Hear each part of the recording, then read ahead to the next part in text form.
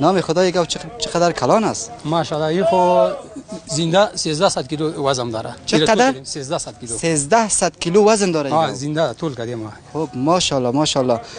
این گاو نسل کجایی است اینا؟ این نسل فرانسوی میگه این ترکیه این نسل زیاد است.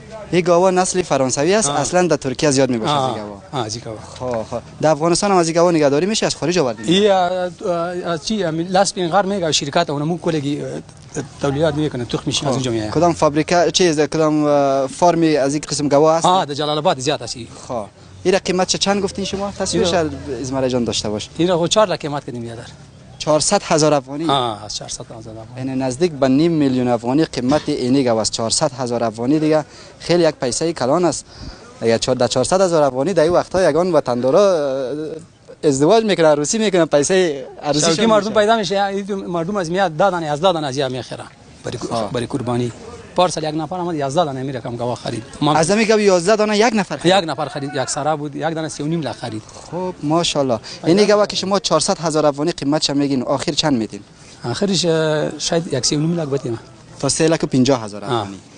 ماشاءالله. اگر دوستای عزیز بگم ارزش داره شاید یگان کسایی که در گاو خوبتر بفهمن دیگه قیمت برشون معلوم باشه ولی ما که میبینم دیگه این گاو جسامتش هم کلان است خوب گوشت رسیده هم داره. چند ساله گاو است؟ 2 سال است. 2 دندان کده 2 سال است. این گاو تا چند ساله می داشته باشن؟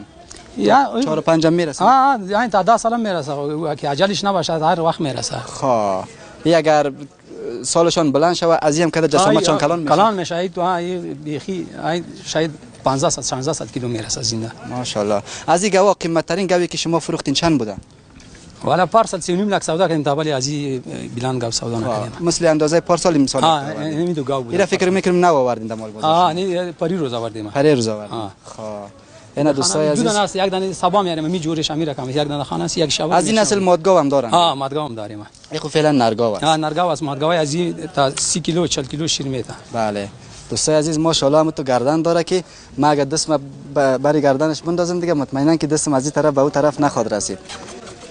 یک گردن یازی ما که میبینم شاید 2 دانه گوسفند شوه. همون تو است نه؟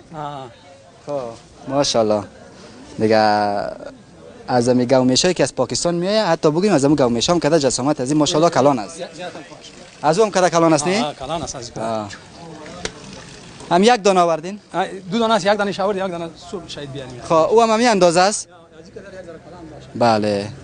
اینا دوستای عزیز اینی گاو قیمت ترین گاو مال بازار است.